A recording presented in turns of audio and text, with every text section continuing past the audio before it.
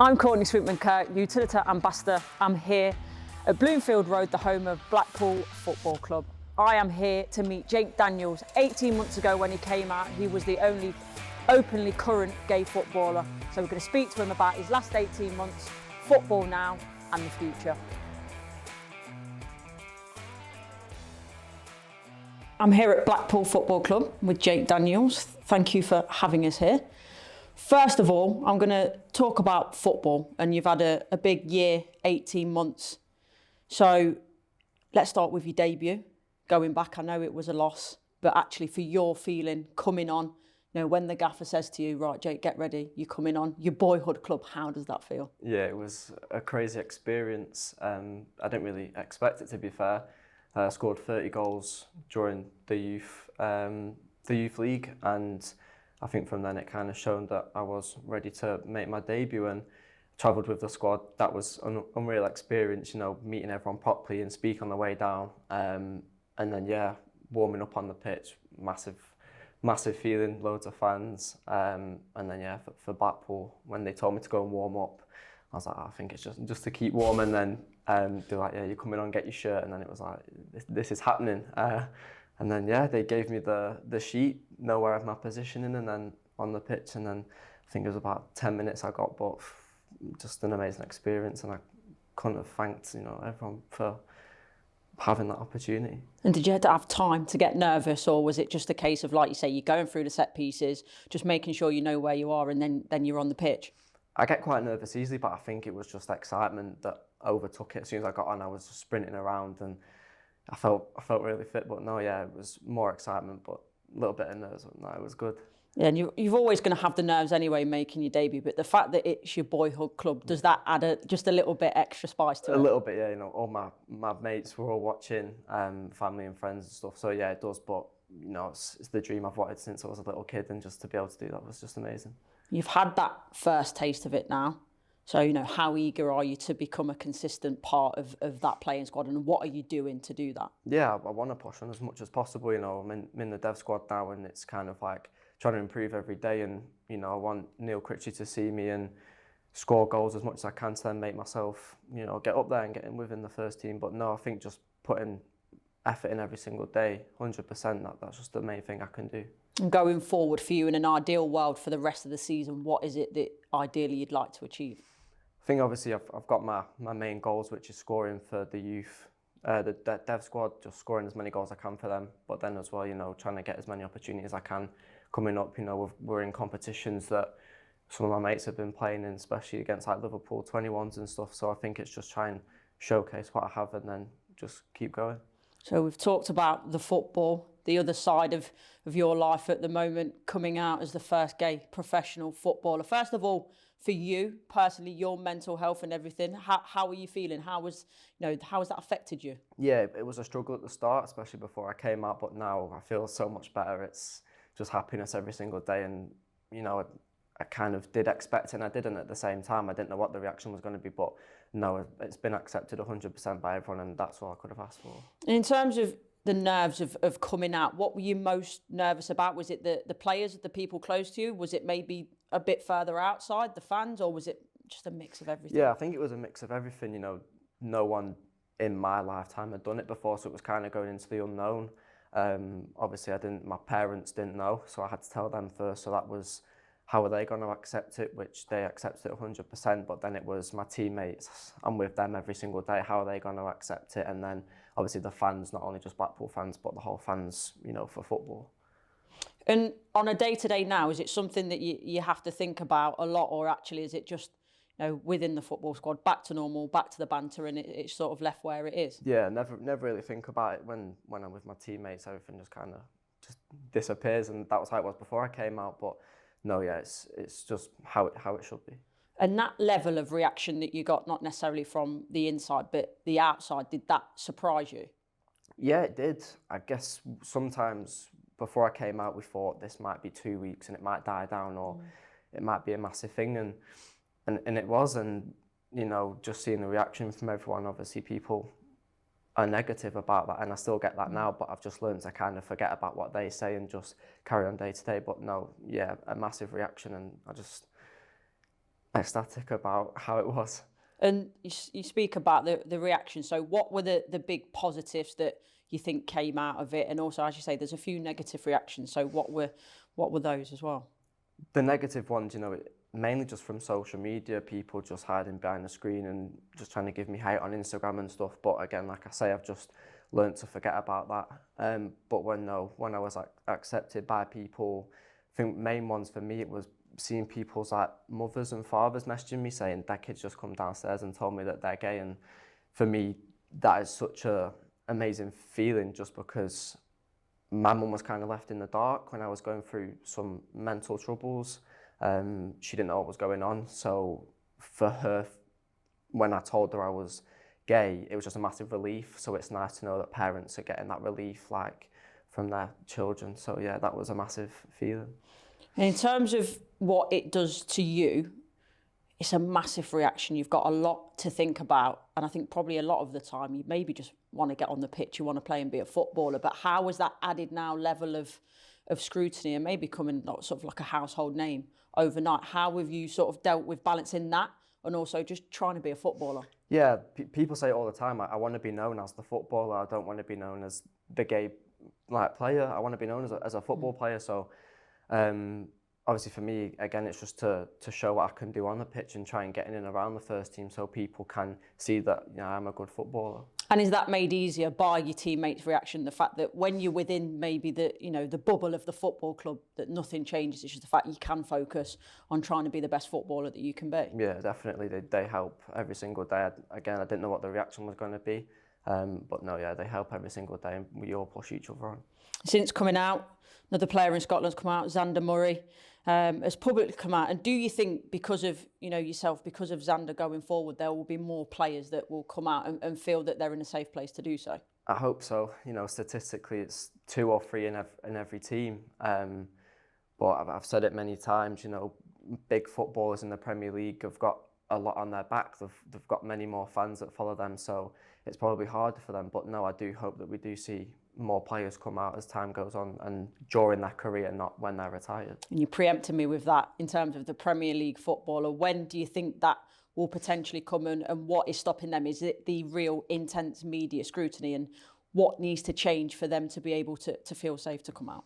I think for me, it's a target from fans is a massive thing. It was the same with racism. It's just an easy pinpoint just to shout onto the pitch something racial or homophobic, and it can affect your game. And I feel like a lot of Premier League players just want to focus on their football and be like, this is my hobby, it's my job, or I just want to play football and then I can come out after I retire. But I think you shouldn't have to live all that time as a lie. So no, I think that is the main thing. And as well, social media is so big and they're big icons and role models, and I think they just don't want to scrutinise anything with their football. Do you think it's more of the outside? Because I think with my perspective from the women's game, very different in terms of, I think actually the women's game, especially for fans, has been built on inclusivity and having that within the game. So is there maybe something a little bit that the men's game can learn from that? Yeah, definitely. I'd love to speak to women footballers and just know why it is so different.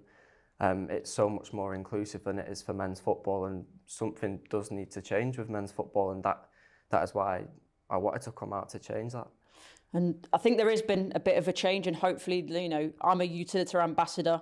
I'm here today with Utilita, and they partner with the club as well. And there was an inclusivity day here, which I think hopefully is starting to change opinions and starting to make difference. And actually, Utilita have their inclusion and diversity groups. So I've got a few questions directly from them, if you wouldn't mind answering them. So the first question is, working for Utilita and being from Blackpool, I was really proud to see Utilita's rainbow logo on the front of the shirt for the last season to raise money for the LGBTQ plus causes. What did you make of the day and how important do you think it was to you personally and for the club as a whole? Yeah, it was amazing seeing, the rainbow across the front.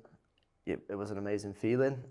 When I came out, a few teams did it. I think Norwich did it when I had my name on it. And again, it was just such an amazing experience just to see that. But no, it's an amazing cause. And obviously the money raised from the shirts that were sold went to Stonewall and just different, communities within the LGBTQ group just to help fund them. So no, it was a massive thing, and it was nice to see that, especially with Blackpool. So for the next question, what factors led to your decision to come out publicly? And was it easier, the fact that you feel you're in Blackpool, that's home, you've been for so many years? So did you feel that made the decision slightly easier? At the start, it was just to do with my mental health. I was struggling quite a lot. And at that time, I was in my first year scholar, and we had FA Youth Cup games, which as a scholar is such a massive thing to play in. And I wasn't eating right, wasn't sleeping properly, and I was getting injured, and I just wanted to be out on the pitch.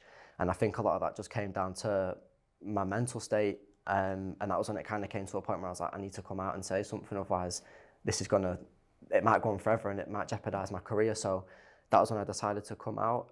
And then a few weeks after, it was like, this is a massive thing, I want to change the game here.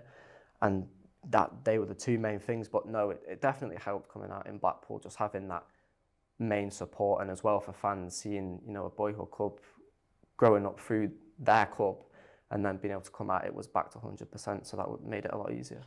And you mentioned it a little bit there in terms of your reasons for coming out, and that told that it will take on your mental health, and sort of this sort of next question talks about that. Have you noticed changes in your performance or the mindset on the field coming out, and has it affected your relationship with the game? It made it a lot easier. The day I came out, it was a Friday, and we had a game the next day, and I scored 4 goals, and that was the most I'd scored in a game whilst I've been at the academy. So it just showed that it was a massive weight lifted, and just speaking out that little bit. I think that it was just a message to my mum and my sister, just saying that I am gay. That was just the start. And it changed massively. And, as I go on day to day, I feel so much maturer. And then with the game, I just can mainly focus on my game and not have to worry about anything else. And within football and athletes in general, through your process of coming out and other, former players and professionals coming out, have you noticed this shift about the LGBTQ plus community? Yeah, I think so. One massive person that helped me was Tom Daly. And I think it's just good that we're kind of getting more people coming out in different sports to kind of have that group in sport that can push it further, mainly for football. For me, as that is one sport that can definitely be so much better with inclusivity. But no, there's been a massive change, and it's just more positives and more changes around sport. And you mentioned the positive change, but also that there needs to be more. What do you think that football needs to do to become more inclusive?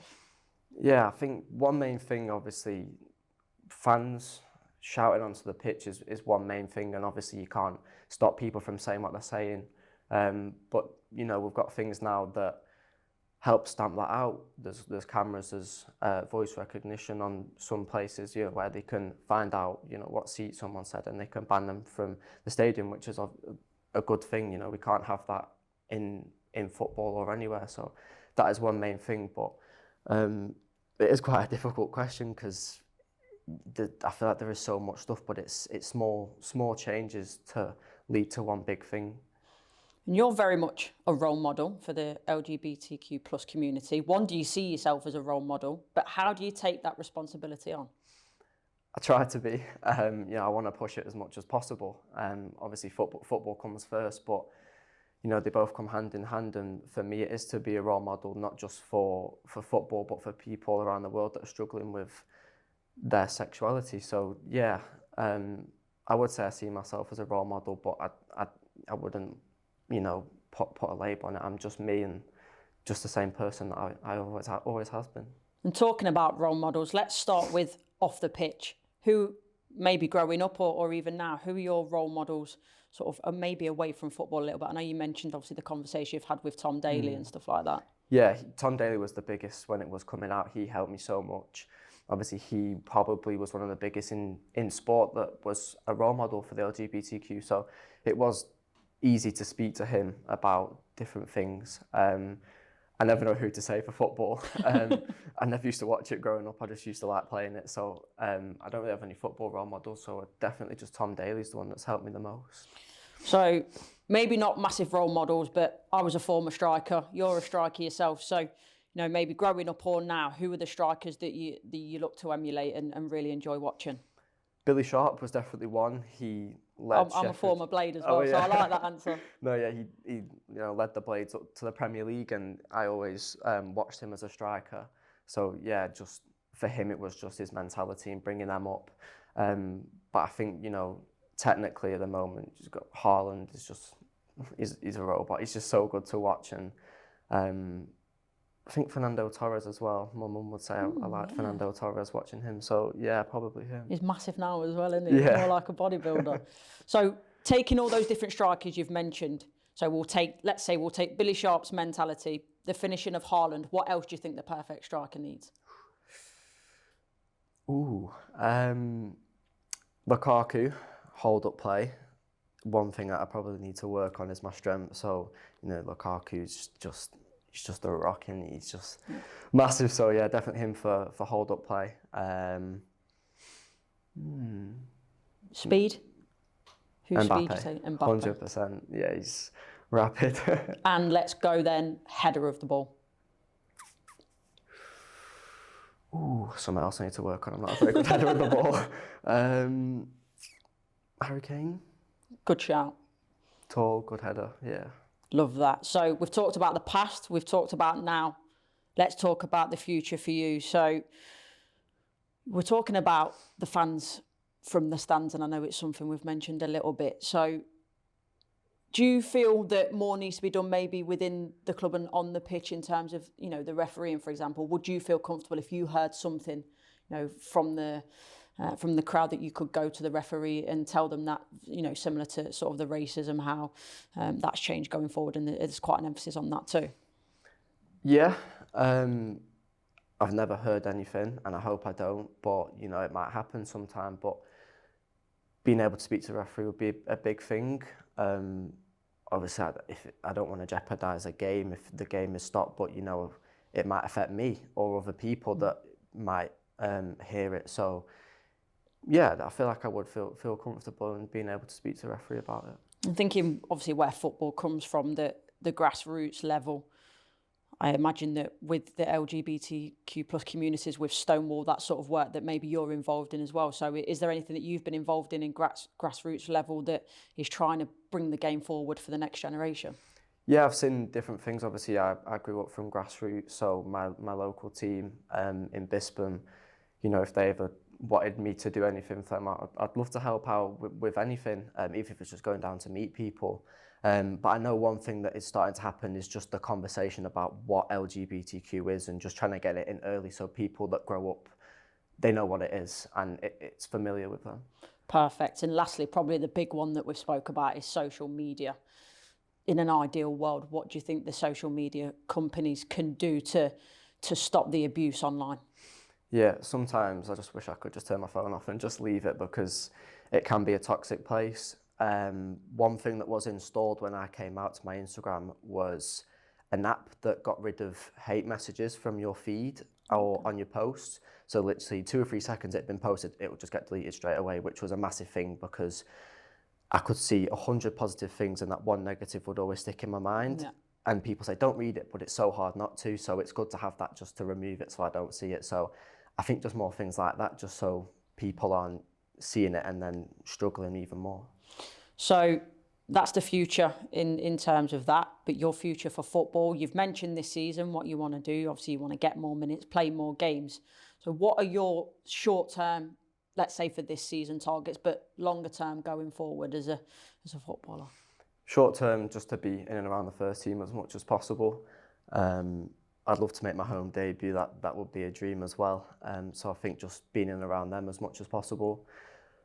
Long term, this is my club, and I'd love to be here for as long as I can. Obviously, if I do well and progress, then who knows what is to come. But for now, it's Blackpool through and through. And longer term, what does a successful playing career look like to you? Lots of goals. Lots of goals. Just a good career, long career, injury-free, and of course, good money, as everyone would want. Exactly, can't leave that out. And off the pitch, finally, what are the things that you want to achieve with the platform that you've got?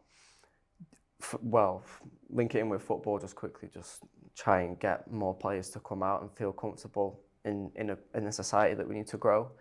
For off the pitch, it's just to keep growing me to help people. I want to grow as a person and I want to help people as well, and just make everything more inclusive and just let people know, what LGBTQ is and that, it's going places. Perfect. Thank you, Jake.